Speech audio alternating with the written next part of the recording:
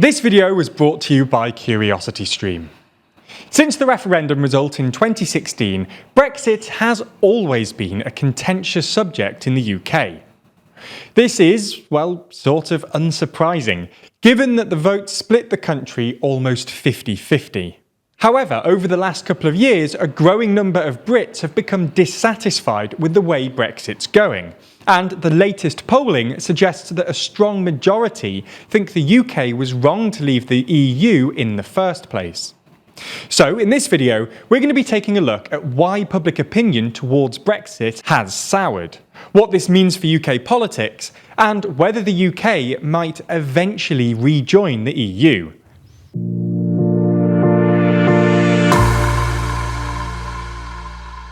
So, before we try to explain why public opinion has soured, let's just have a look at the polls.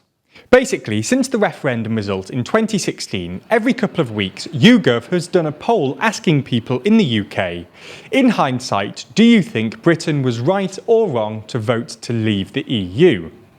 If we exclude Don't Know, who usually account for about 12%, originally Brits were pretty happy with Brexit. Until about October 2017, roughly 45% of respondents said right, while only 43% said wrong. However, the tables turned in late 2017 after Theresa May failed to win a majority at the June election, triggering months of parliamentary chaos involving May trying and failing to get her Brexit deal through Parliament. By mid-2018, about 46% of Brits said wrong, while only 42% said right. By the time May resigned in July 2019, about 48% said wrong, while only 41% still thought it was the right call. There was a brief spike for right after the UK actually left on January the 31st, 2020, but by July 2020, the numbers had returned to their 2019 baseline, with 48% of people saying wrong and 41% saying right. As the end of the transition period approached in late 2020, and the public realised that, despite Johnson promising to get Brexit done, there was still a whole load of things to be negotiated, things got even worse. By December, almost 50% of people were saying Brexit was a mistake, and only 39% still thought it was the right call. Again, there was a brief spike for right in March 2021, when the UK began its COVID vaccination programme ahead of most of the EU, which Brexiteers claimed was only possible because the UK was outside the European Medicines Agency. Unfortunately for the Brexiteers, as Johnson's personal approval ratings fell and UK-EU disputes over stuff like fishing and Northern Ireland persisted, the number of people saying Brexit was a good idea plummeted, and by the end of 2021, 49% of people were saying it was a mistake. 10 points more than the 39% of people who still thought it was the right idea. This is where things stayed for the next 6 months or so. But in May of this year, the gap suddenly began to widen again. On May the 25th, YouGov gave wrong a 12-point lead, with 49% of people saying Brexit was wrong and just 37% saying right. A month later, in late June, it was a 14-point lead. In late July, it was 16 points, and according to the most recent poll from October the 21st, it's now 20 points, with 54% of people saying Britain was wrong to leave the EU and just 34% saying it was the right decision, with the remaining 12% as don't knows. Anyway, you get the point. More and more people think Brexit was a bad idea, and there's now a clear majority who think it was a mistake. So what's driving this buyer's remorse? Well, it's both because the benefits that Brexiteers claimed Brexit would create haven't materialised, and because the Brexiteers themselves haven't covered themselves in glory. Let's start with the so-called Brexit benefits. During the Brexit campaign, Brexiteers basically claimed that it would be good for the economy and that the naysayers were part of Project Fear. While the Brexiteers were correct insofar as the British economy didn't immediately collapse on the day of the referendum result, in the 6 years since, it's become increasingly clear that the UK economy isn't in great shape. Now, to be fair, this isn't all down to Brexit. Some of the UK's structural economic issues predate Brexit, and the current inflationary crisis is mostly due to global factors.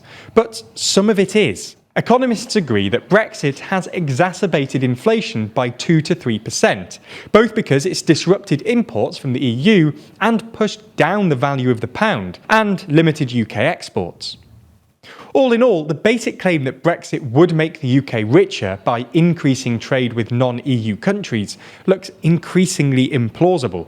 Similarly, Boris Johnson's claim that he could get Brexit done looks, well, a bit disingenuous.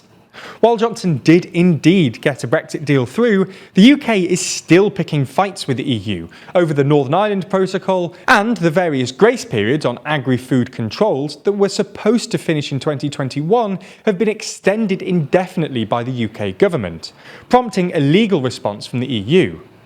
Clearly, Brexit still isn't done. It's also got something to do with the Brexiteers themselves. Brexiteer Boris Johnson was forced to resign after an endless series of scandals, only to be replaced by two more Brexiteers in Liz Truss and Kwasi Kwarteng.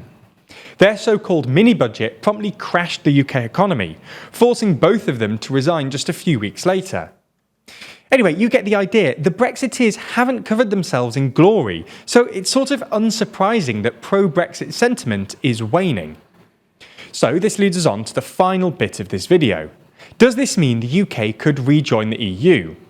Well, no, at least not in the near future. While polling suggests that more people are in favour of rejoining than staying out, the most recent polls say 57% in favour of rejoining to just 43% keen to stay out, neither the Conservatives nor Labour would rejoin. For his part, Starmer has actually ruled out even returning to the single market or customs union. But perhaps more importantly, the EU wouldn't do it. In case you haven't noticed, the EU has its hands full at the moment, and even if it could accept the UK, why would it while there's a non-trivial chance of yet another Brexit? Anyway, while Brexit may have divided our audience, we have something that might bring you back together. Last year, Team TLDR congregated for the first annual political pumpkin carving competition. Each team member had 15 minutes to carve a random politician's face into a pumpkin, before the others had to guess who they'd carved. Everyone was furious at last year's result, so we brought the game back from the dead for round 2. This time though, we headed to Rory's farm in Essex to up the game. This time it was also a lot more serious and a lot more competitive. Who did we carve? Who won the contest? Find out in TLDR's second annual political pumpkin carving contest, exclusively on Nebula.